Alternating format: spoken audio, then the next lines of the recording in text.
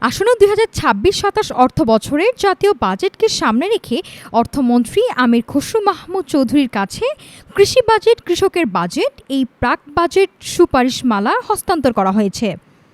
শনিবার সচিবালয়ে বিশিষ্ট গণমাধ্যম ব্যক্তিত্ব শাইখ সিরাজ এই সুপারিশমালা তুলে ধরেন। এ সময় অর্থমন্ত্রী জানান, নির্বাচিত সরকার হিসেবে সব শ্রেণী পেশার মানুষের কথা শুনেই সাজানো হবে নতুন বাজেট, যেখানে বিশেষ প্রাধান্য পাবে আধুনিক কৃষি।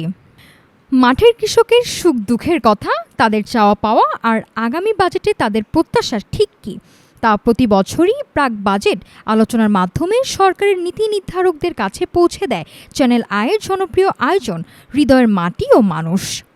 সেই ধারাবাহিকতায় এবারও নতুন অর্থ বছরের বাজেটকে সামনে রেখে তৈরি করা হয়েছে কৃষকদের বিশেষ সুপারিশমালা। শনিবার রাতে সচিবালয়ে অর্থমন্ত্রী আমির খসরু মাহমুদ চৌধুরীর হাতে এই সুপারিশমালা তুলে দেন কৃষি উন্নয়ন ও গণমাধ্যম ব্যক্তিত্ব শাইখ সিরাজ। তৃণমূলের কৃষকদের নানা সমস্যার কথা শোনার পর এবার বাজেটে কৃষিকে বিশেষ অগ্রাধিকার দেওয়ার আশ্বাস দেন অর্থমন্ত্রী। ডিজিটাল ও আধুনিক প্রযুক্তির ছোঁয়ায় দেশের কৃষি খাতকে আরও বেশি লাভজনক এবং উৎপাদনমুখী করতে এই সুপারিশগুলো বড় ভূমিকা রাখবে বলে মনে করছেন সংশ্লিষ্টরা। নাফিসা সামিয়া, ঢাকা টুডে।